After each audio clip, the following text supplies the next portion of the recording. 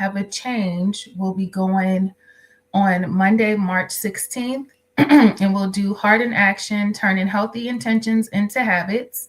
And then our webinar that we'll have in April is Heart to Heart, the Silent Strain, Hypertension, Kidney Disease, and the Road to Transplant.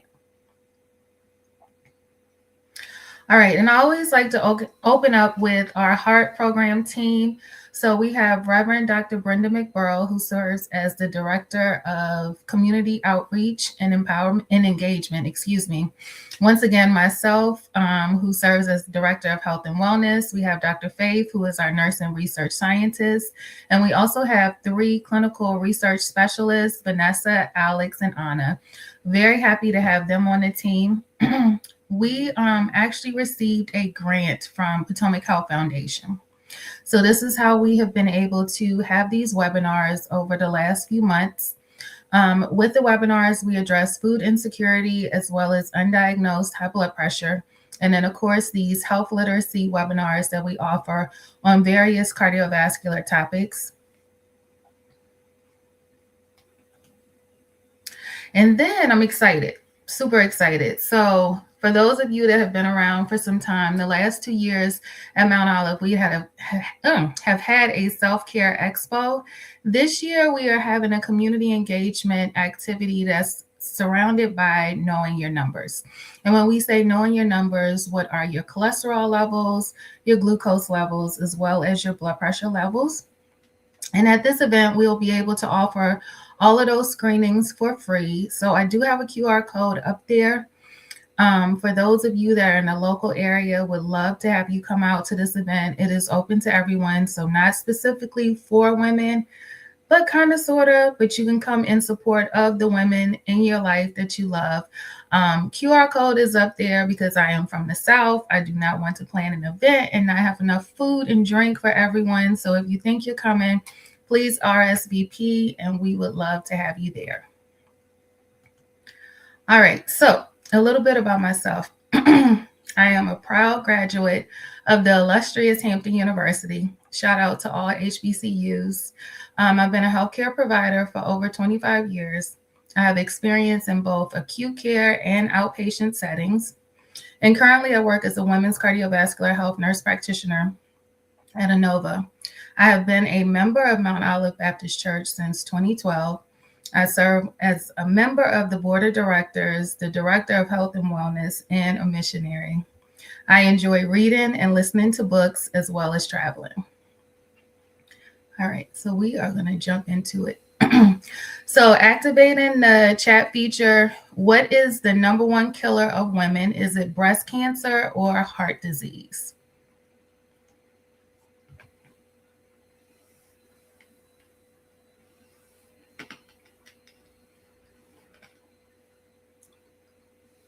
All right, I have no chatteteers, so I'm going to give you the answer. Cardiovascular disease is the #1 killer of women. Oftentimes, you'll also hear heart disease, interchangeable terms. Nearly 45% of women ages 20 and older are living with some form of cardiovascular disease.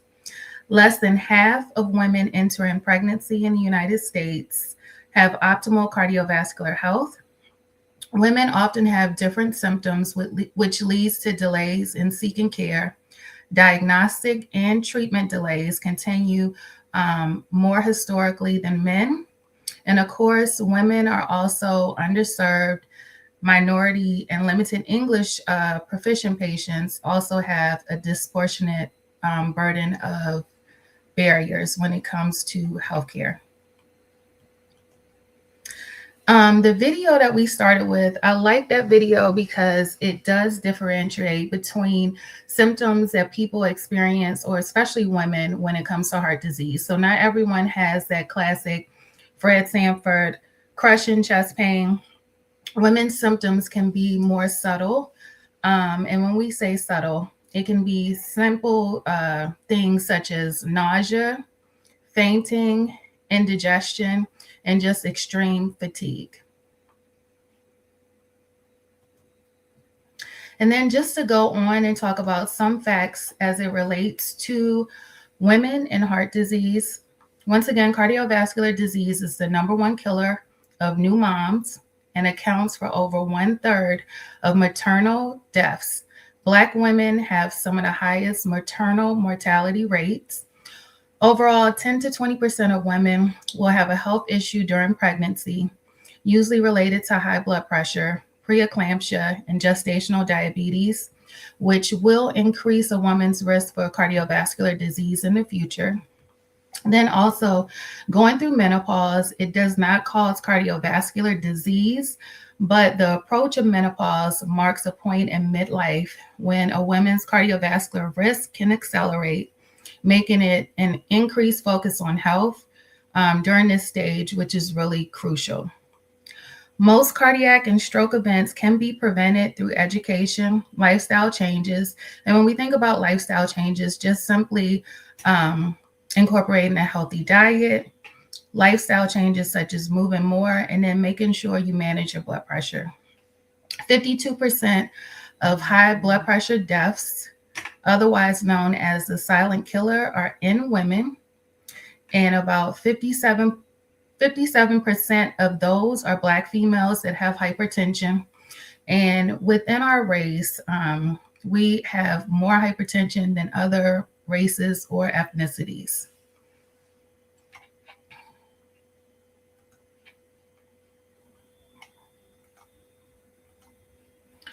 All right, heart disease and stroke in Black women. Black women have the highest prevalence of high blood pressure. Only about 25% of Black women have their blood pressure under control. 25%. So that really is not good control that we actually have of hypertension. Almost 57% of Black women are obese, the highest percentage among all racial, ethnic, and sex groups. Black women are more likely to have undiagnosed diabetes, and then the prevalence of stroke for Black women is 2 times higher than that of our white counterparts.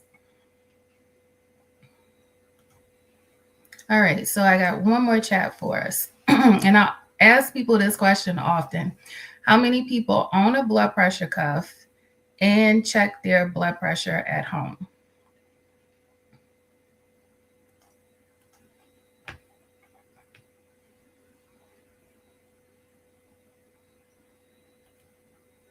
All right, I'm gonna move on because I know the chat is gonna blow up, and hopefully those that have been around me long enough have blood pressure cuffs. Thank you, Dave, with the 2 blood pressure cuffs and my aunt. I love it. So high blood pressure and heart disease in women. High blood pressure, also known as hypertension or the silent killer, often has no symptoms. So that's why monitoring your blood pressure is essential. I always tell people, even if you don't have the diagnosis of hypertension, it's always good to have a blood pressure cuff within the household or family members.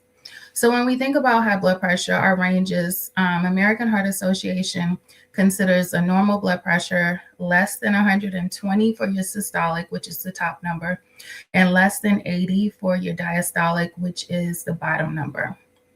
When you get into stage 1 hypertension, which is in the orange area, 130 to 139 systolic, 80 to 90s, you and your healthcare provider should really start talking about aggressive lifestyle modifications, so healthy diet, exercise. Stage 2, once you get into that red area, 140 or higher, that is when usually you're going to have a conversation about starting some type of medication. Severe hypertension, when that systolic number is greater than 180 and the bottom number is higher than 120, and when it is associated with chest pain, shortness of breath, back pain, difficulty sleeping, this is what we consider medical emergencies, or at least cardiac emergencies. So please seek additional care. All right, so heart monitoring equipment. Regardless of diagnosis, I feel like these are 2 main staples that should be in everyone's household: a blood pressure cuff and a digital scale. So of course, with the blood pressure cuff, it will tell you what your blood pressure is. The QR code on the screen is an example of how to take your blood pressure. I feel like sometimes as a clinician, we tell patients to do, but we don't really show them how to properly check and assess their blood pressure. So when we think about it, You should sit quietly for at least 3 to 5 minutes. When you are measuring your blood pressure, both of your feet are flat on the ground. Your arm is resting at heart level. And then you actually can take a series of blood pressure measurements. So you can take 3 blood pressure measurements 1 minute apart and kind of average those numbers. The importance of having the scale, I feel like the scale tells us a lot about your fluid status. So whether or not kidneys are working properly, heart is functioning properly, or both. All right, so this is my jam, pregnancy and maternal health. So some things that we have to consider, because I think we don't always talk about this when we think about pregnancies. It is just something that naturally occurs, but actually knowing your health status is very important. In our program, we do offer preconception counseling. So, meaning we will meet with females and address any risk factors that they have prior to conception. And when we think about the major risk factors, so hypertension, diabetes, obesity, and then, of course, family history plays a really big part into just overall health. So a lot of times we have patients that enter pregnancy that may not know what their blood pressure actually runs, and then that can lead to other complications during the pregnancy, such as preeclampsia, gestational diabetes, and even preterm babies as well. Reproductive health history. So this is really important when we think about your health moving forward. I know that clinicians now are starting to ask more about a woman's reproductive health. I encourage everyone to mention any conditions that you had during pregnancy. And when you think about conditions that will raise a flag, preeclampsia or eclampsia, gestational hypertension. So gestational hypertension is high blood pressure that develops in your pregnancy before 20 weeks gestation. And then, sorry, I said it the wrong way. Chronic hypertension is hypertension that develops in the pregnancy before 20 weeks. Gestational hypertension is what develops after 20 weeks. And then preeclampsia is usually an elevated blood pressure in the range of greater than 140/90. And then severe range is 160/110. Then you'll start to have some organ involvement where you may start to spill protein in your urine, and then you may have some liver functions that are elevated. So a lot of times when the blood pressure is the first thing that is out of sync, most OBs will recommend that you go in and have pregnancy-induced hypertension labs just to make sure. Gestational diabetes is also a concern. Preterm birth, PCOS, and if you went into menopause early. So making sure that your healthcare providers know so they can screen you appropriately. And then when we think about screening too, I always tell people it's knowing your numbers. So top 3 things: high blood pressure, knowing your glucose levels, and cholesterol levels as well. So diabetes and the heart. People with diabetes have an increased risk of cardiovascular disease. Excuse me. And the reason why most people with diabetes have an increased risk of cardiovascular disease, in addition to diabetes, a lot of patients also carry the diagnosis of hypertension or elevated cholesterol levels and even high triglyceride levels. And then when we factor in obesity as another risk factors, you pretty much have a trifecta going on. So when we think about things, once again, that we can do to decrease our risk of heart disease, as well as control diabetes, heart healthy diet, as well as physical activity. The American Heart Association recommends that most adults engage in 150 minutes of moderate intensity activity, and that's for the duration of the week. So that can definitely be split up. And then, of course, we always recommend not to smoke because that increases your risk of heart disease as well.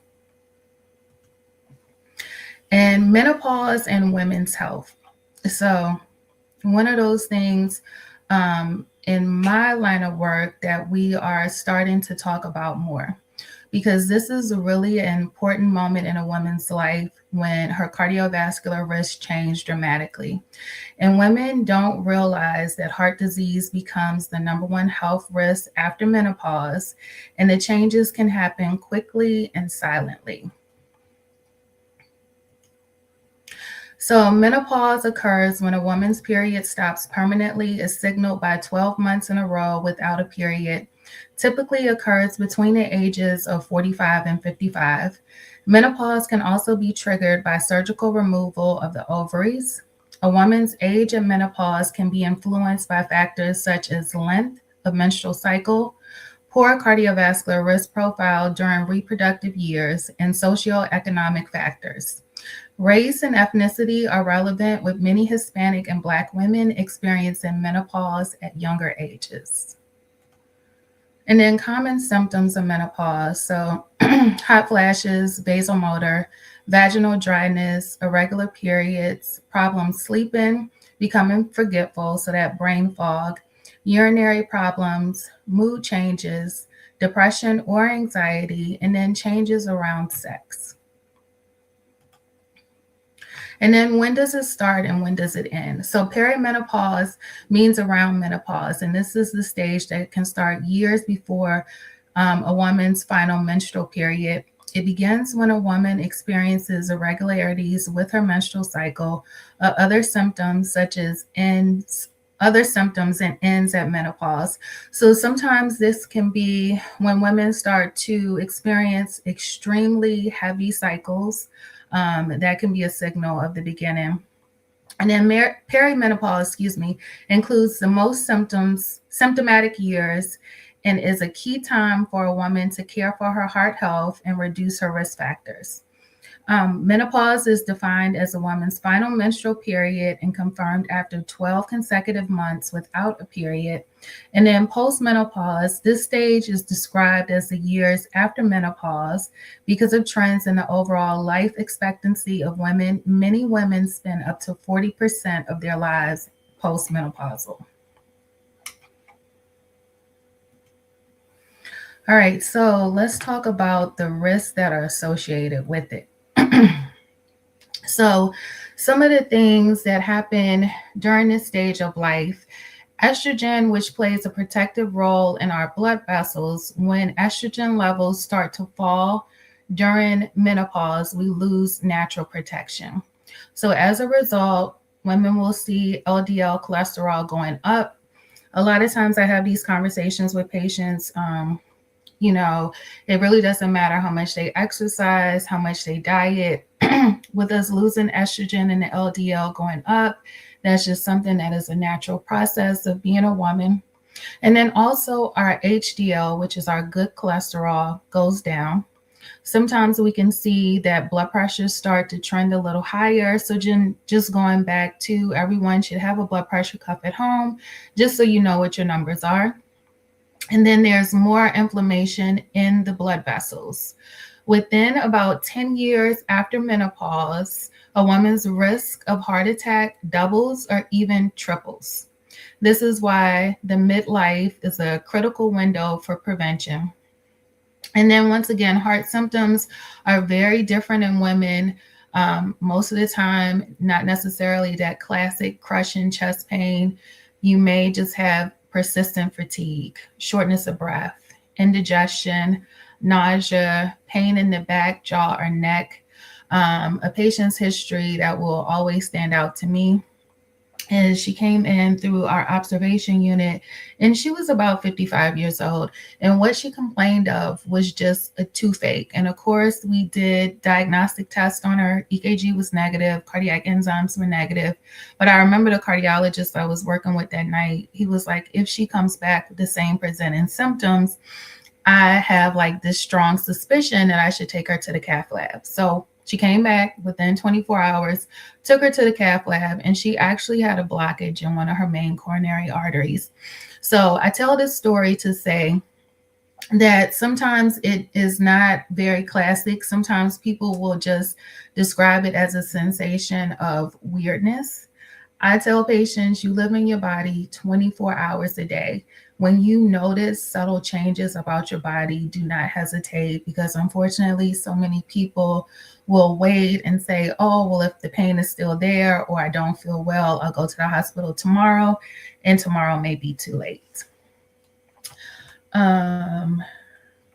Menopause and metabolism. Menopause also brings metabolic changes, and a lot of times what women will also see, despite diet and exercise, we will develop abdominal obesity. So that is caused by insulin resistance, and blood sugars at this time also tend to creep up.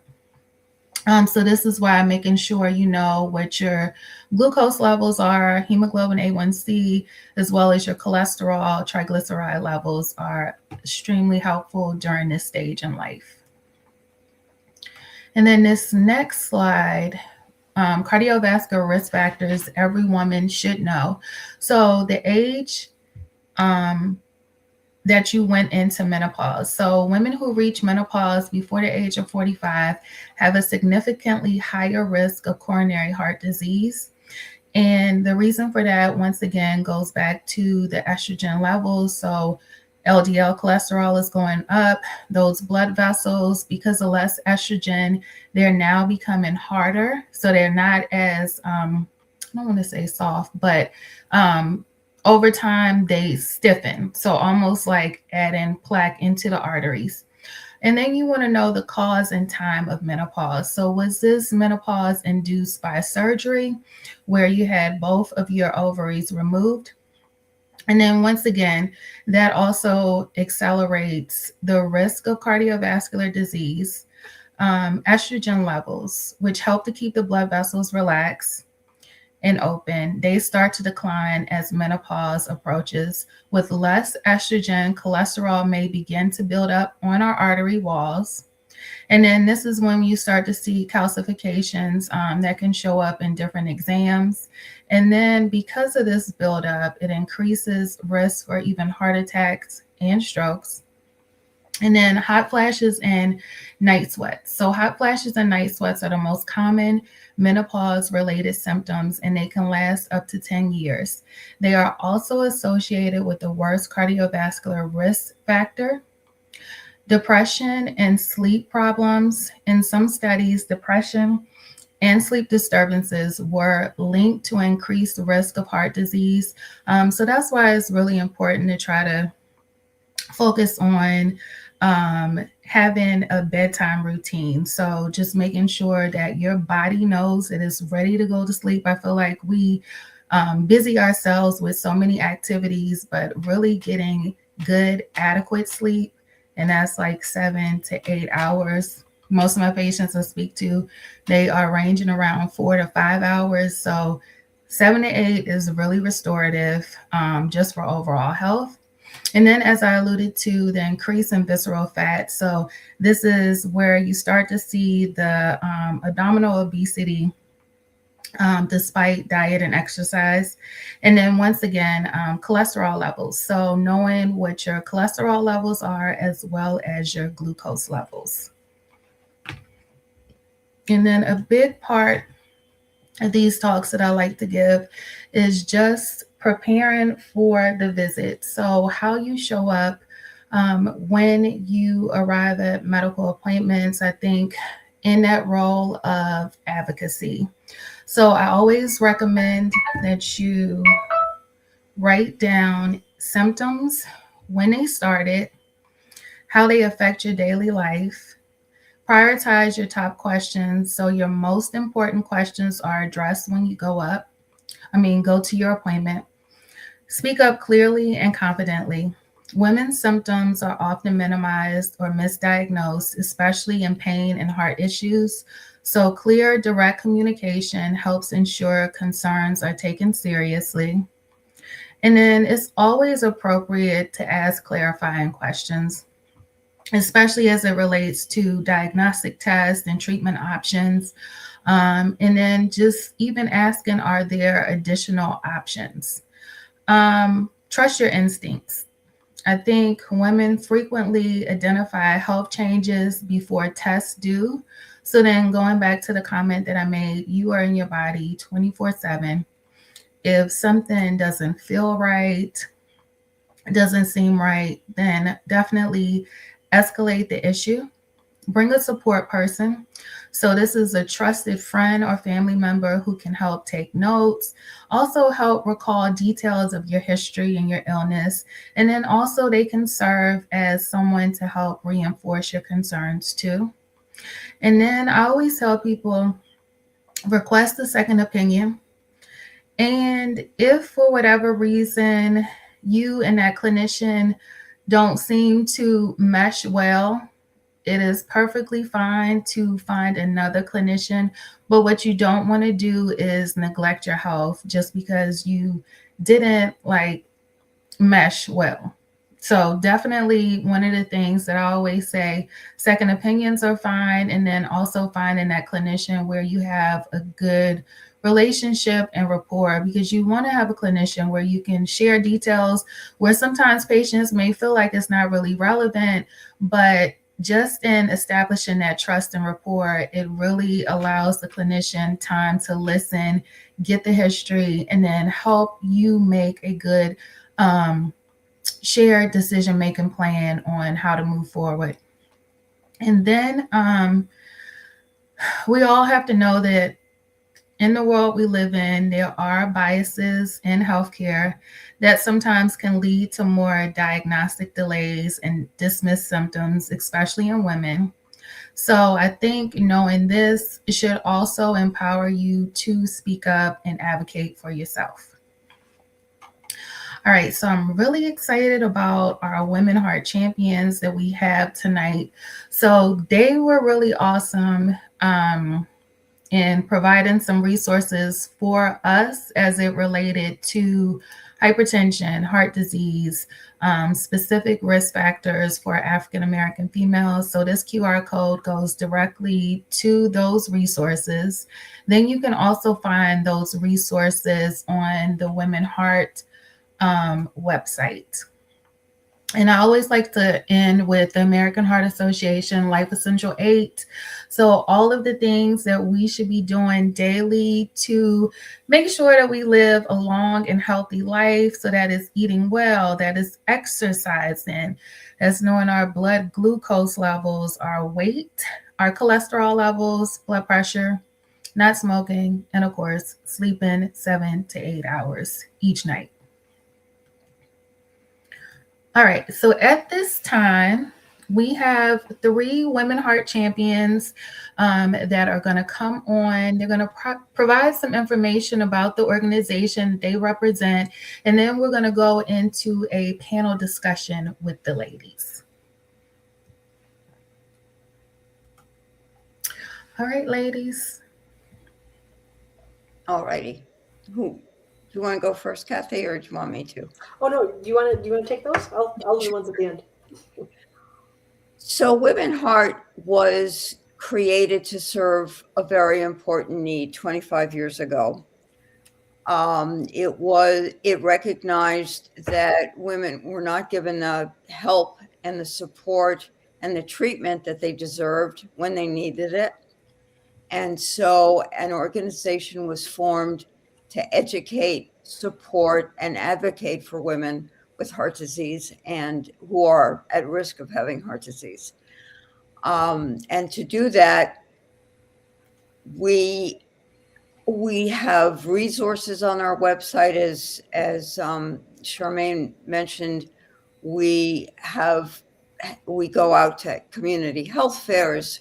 We advocate on the Hill and in state legislatures, all in a way to educate decision makers about our issues. And by that, I mean policymakers, doctors, medical schools.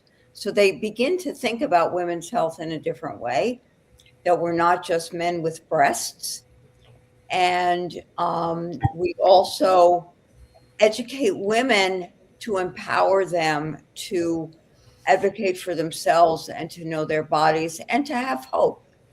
Because a lot of times you get a diagnosis and you feel horrible afterwards. I mean, you're really scared, especially if the diagnosis is made after a sudden event like a heart attack. So we try to give women the tools to be more effective communicators with their doctors, and overcome the power dynamic that often exists in a doctor's office. Sharmaine said many times throughout this presentation, you live in your body. Doctor may have the technical knowledge, but you know your body best. So don't be afraid to say, this feels weird. Could it be my heart? And don't leave without a diagnosis. Awesome. And then Ruben, if you can pull the slides back up for us.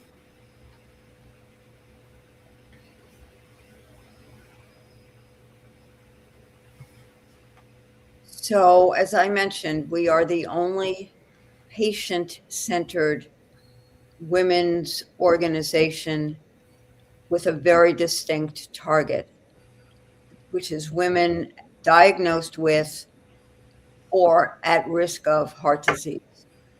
Our mission is to improve their lives, empower them to make better choices, and to educate the world around them. Because, when you lose a woman, you lose a family. And our goal is to make healthcare, heart care accessible to all.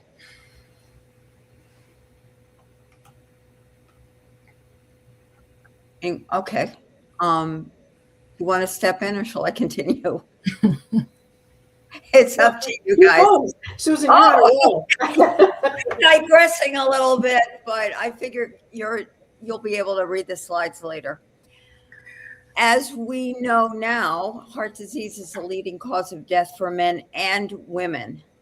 Women are taught to examine their breasts, but they're not necessarily advised to check their bodily health. And you can do that without becoming obsessive and scared. We don't always recognize what a heart attack or heart condition could be. And as a consequence, we see the doctor, we go to the emergency room, and they say, it's stress, it's indigestion. And it turns out to be a heart attack, which the woman experiences in the parking lot after she's been sent home. To overcome this, as I mentioned before, we have all these educational resources to help women overcome the barriers to effective treatment. And it's so hard to talk about your illness or what you're feeling and feel like you're taking up too much room, or the doctor doesn't hear you, or the doctor doesn't see you, or already has a preconceived notion of what you're there for. So Women Heart is designed to, or is committed to, helping women and their families and their medical teams to be a little bit more open and take care of the patient in front of them. What else? Okay.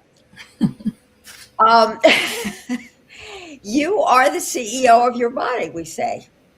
You deserve to be heard, taken seriously, and treated with respect. To avoid being taken, avoid being dismissed, to avoid being overlooked and undertreated and mistreated, we always encourage you to know your body. What feels right? What feels weird? And again, our symptoms are not like men's. I can tell you my symptoms were very strange.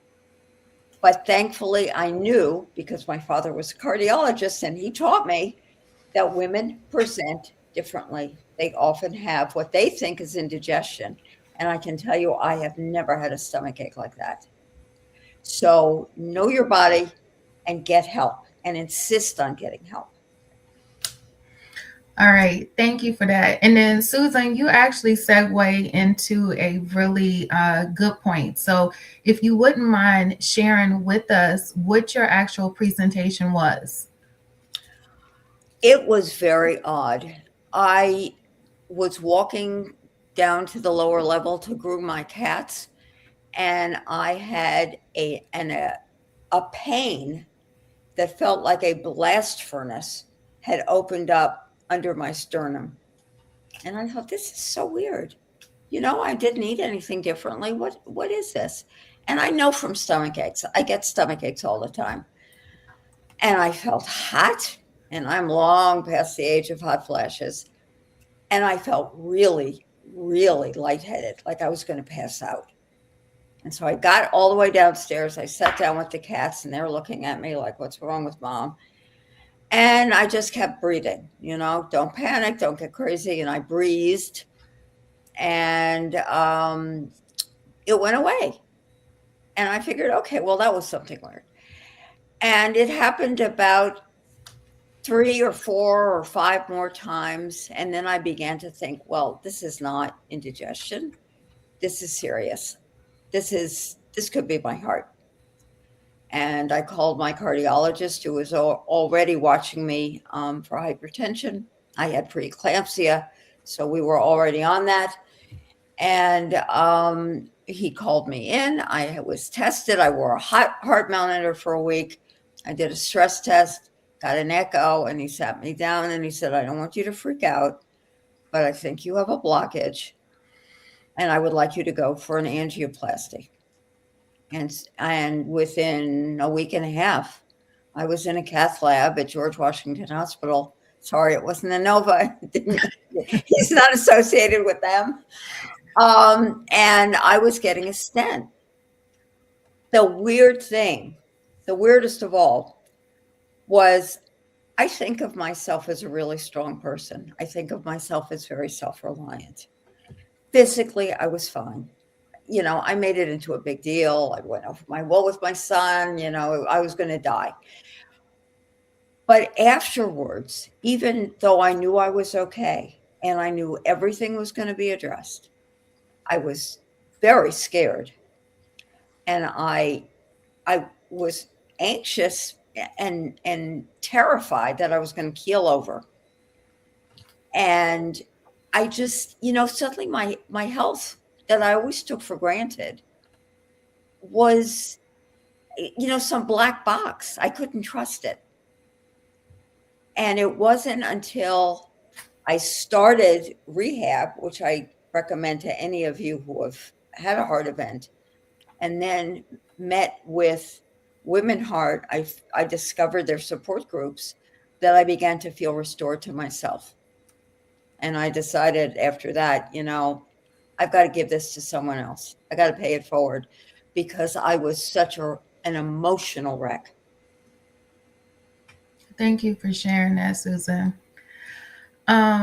Monique, what symptoms or changes in your body were the first signs for you that something wasn't right with your heart? Well, Dr. Sharmaine, my symptoms started when I was 22 years old. Wow. A long, long time ago. Yeah. And I had left arm pain. I couldn't sleep. And I had an episode where I fainted. Mm-hmm. And I was misdiagnosed. I was told I was out of shape. But I had just left arm pain that would shoot off from my shoulder all the way down. And I just could not sleep at night. I could not get comfortable. Okay, so you said 22 years old when you first started the symptoms. So in college? Yep, I was in college. I thought I was, I was a super senior, thought it was stress. And it wasn't. I ended up going to the ED at the time and found out that I was in heart failure. I had cardiomyopathy, and they didn't know why. And so that was actually diagnosed at 22. At 22. Wow. All right. And what has your heart journey looked like since your initial diagnosis? Oh, it's been a journey. It's been a good and bad in the same moment. It's been awesome. I've been blessed. I was able to get into a clinical trial, which was a rarity at that time. In the 90s, for an African American female to be in a heart trial. I I think at the time it was 3%. And Mhm. so that changed my life. This medication restored my heart, remodeled it, and my ejection fraction, which is how they measure how well my heart is pumping, went from 10 to 15%, which was very low, to a normal over 50% in less than a year. Wow, that's awesome. Yeah. All right. Well, thank you so much for sharing that aspect of your journey. So, what have been some of the biggest challenges that you've had to face dealing with your diagnosis of heart failure, um, and just everything that you've gone through throughout the years? Because, like you said, you alluded to, this is something you started dealing with in the 90s. Yeah. And here you are in 2026, Yeah. smiling by the grace of God. By God's grace. And I have a new heart. That's part of the journey. I am a heart transplant survivor. All right, so tell us a little bit about that, Monique, if you don't mind. Yeah, well, I was able to keep my native heart for over 20 years, but it progressively got worse. I kept having events with people don't realize your heart has an electrical system, and my electrical system was off. And I had a pacemaker or defibrillator, and it started to shock me more and more and more. And just my heart became unstable, and the valves started to leak. And it was time that that heart said it worked diligently to keep me alive, but it no longer could sustain me. And I was listed for a heart transplant in um, it's it was February of 2017, and I got my new heart in July of 2017. That's awesome. All right, well, praise God for that. Amen. Thank you. All right, so Kathy, you're up next, my friend. So many of you have probably seen Kathy at our event. She participated in the Self Care Expo last year, as well as our Back to School Festival. And then I had the pleasure of meeting Kathy originally in 2024 when I traveled out to the Mayo Clinic for the Women Heart Champions Leadership Symposium. So it has been a beautiful friendship since then. And then, Kathy, if you would like to share your heart journey with us, when you presented with your symptoms and where you are now. Sure. Thanks. Well, first of all, it's great to be with all of you again, and I'm so grateful that my path crossed with Dr. Sharmaine at the Women Heart Training. I guess a couple years ago now. Some of you have heard, my heart story before. I'm about a 30-year heart patient. Got bad genes from both parents. And, I presented a lot, like Dr. Sharmaine mentioned, that, I was at work. And at the time, I just turned 39, so about 27 years ago, and was probably in the best, or so I thought, shape of my life. I was a runner. I ran, probably 12, 12, 15 minutes a week. And was feeling, just doing my life, doing my thing. And then one day at work, it was not the crushing pain. It was, my symptoms were I felt a squeezing and a pressure in my chest. I knew enough to know something was wrong, and I got on the phone and called the nurse line and was describing my symptoms and passed out during that process. So that person, got off the phone and called an ambulance. And so I ended up just, going into the ER and was diagnosed with a heart attack at that point. And I was lucky in that I was enrolled in a study while I was being treated, and came across an interventional cardiologist.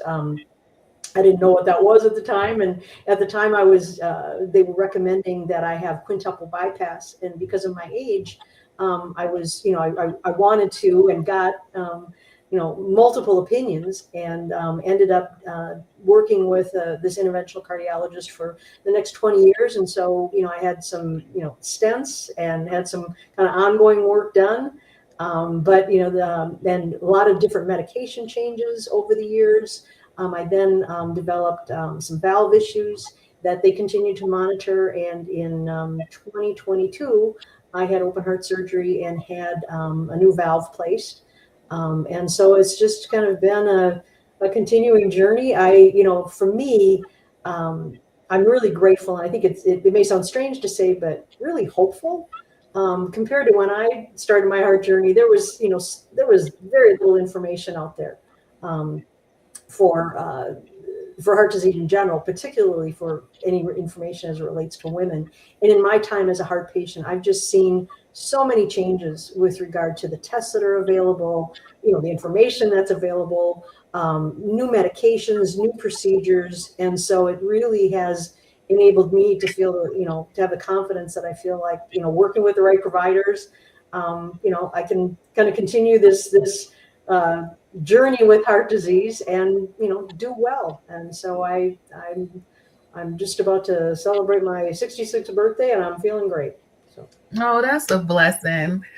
All right. Well, thank you for sharing. So something that both you, Kathy, and Monique mentioned, participating in research and clinical trials. What was that experience like? Because we know that a lot of research, we don't always have women participants. So anything you can share about your time in the studies? Monique, you want to go? Well, at the time, being 22, I didn't know much about studies. I didn't know much about clinical trials and what they were for. I just knew that it was my second opinion. I was in heart failure, and I wanted to take a chance on living. I wanted to take a chance on the best outcome, and I didn't know. I read the material. It made sense, but I didn't know, like, if with the trial, am I going to get the drug? Am I not? So there's some uncertainty with it, but I know the researchers, they're all patient centered. They really want the medication to work. They want you to live. They want you to have your life restored. I was also in a clinical trial after transplant, and what they do is they take a small amount of your blood to see if you're rejecting. That is an indicator, just like they would do if they had to do a angiogram and they test a biopsy of your heart. So they were able to compare that blood sample with the biopsy, and they were able to see that statistically it was the same. So they know that I'm not rejecting my heart just from a blood sample. And that was part of a clinical trial at Inova. Okay, and that's awesome. And then just thinking blood sample versus the actual tissue biopsy, so much safer. Invasive, yes. All right.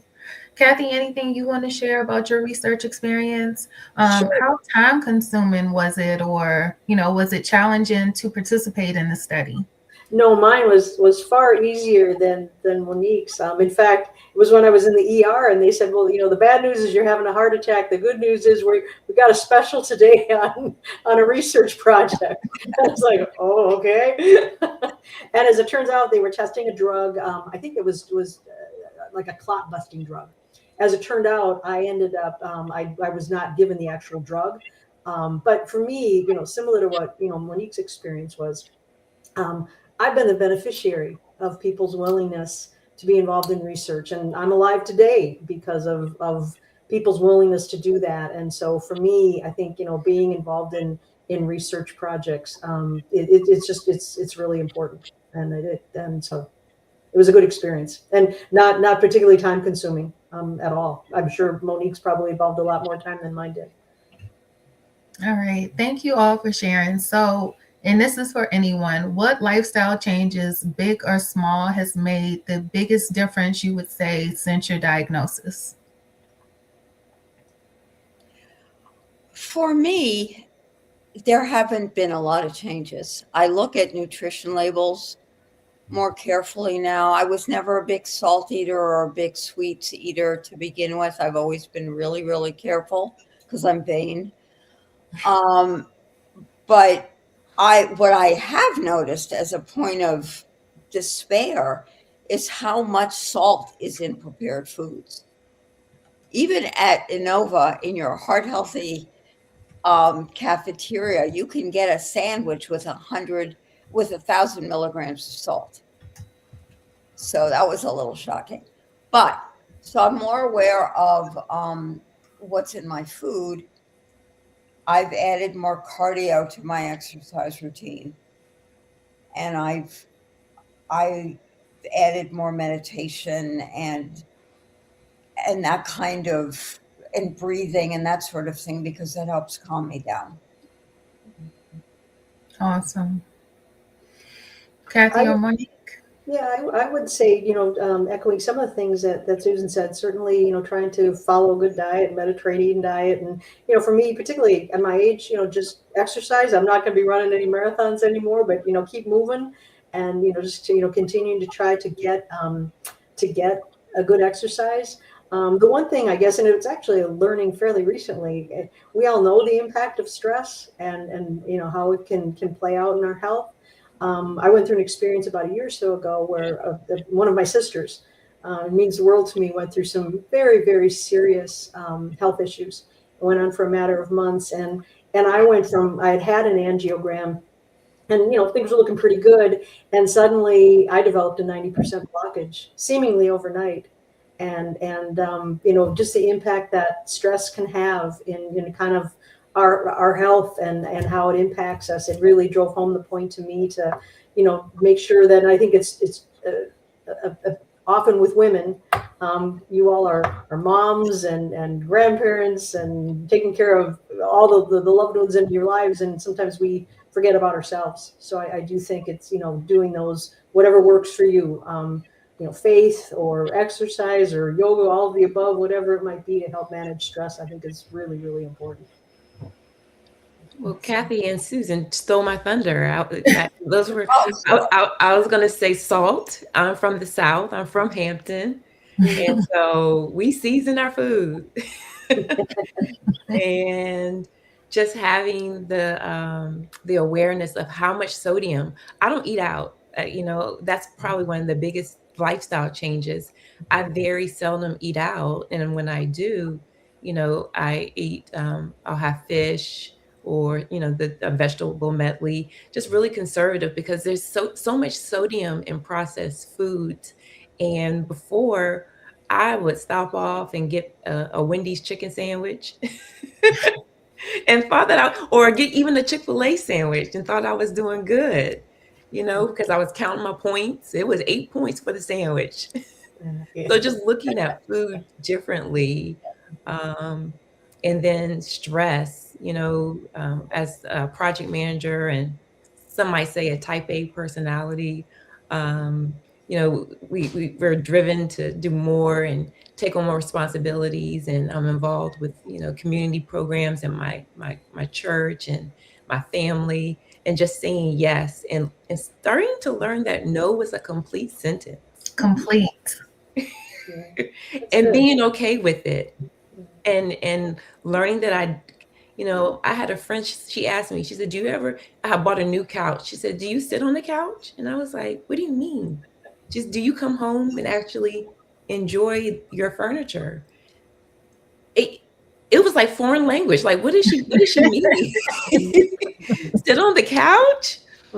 So yeah, I started a ritual. I come home, wash my hands, sit down and just sit, 5-10 minutes, just sit, after fighting traffic or being away, just being still for a moment. And I learned that through my heart transplant journey, not to let things stress.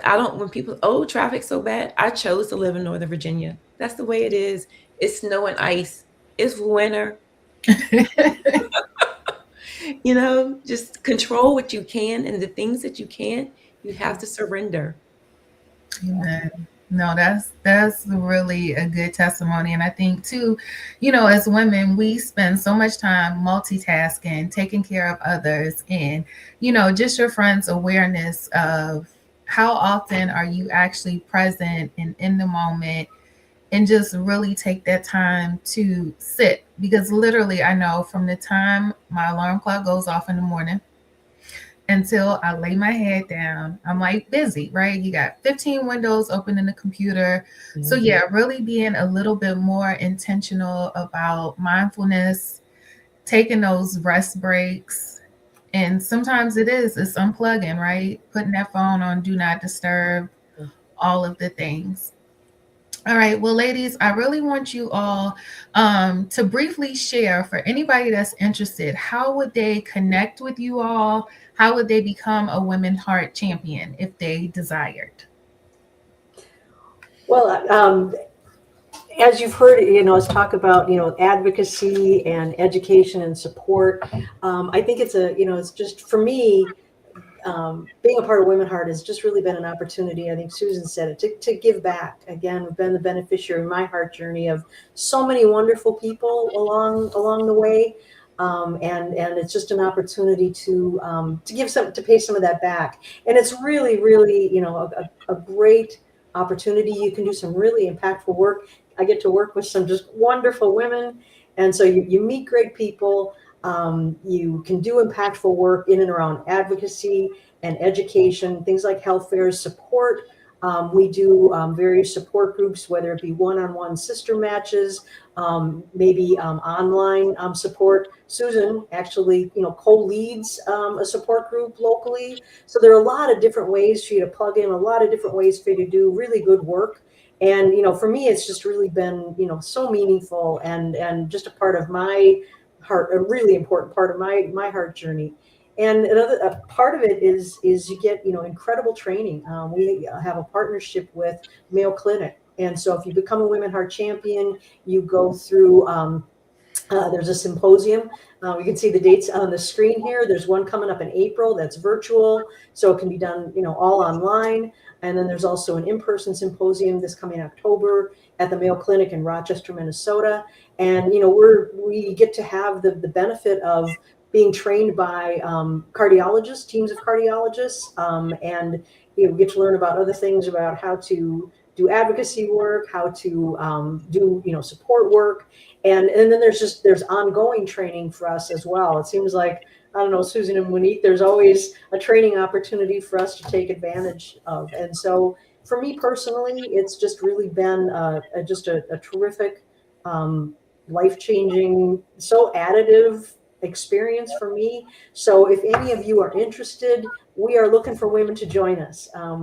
There's a lot of work out there to be done, and we need more women to join us. And so we would welcome the opportunity. If you think you might be a little interested and you'd like to learn more, our contact information is in this slide deck, and we'd welcome the opportunity to answer any questions you have, help you get started with the application process. If you're interested, we'd love to talk with you. So. And then really quickly, Susan, what is your program that you do monthly? Is it virtual? Yes, it's a Zoom meeting, and we have women from all over the country.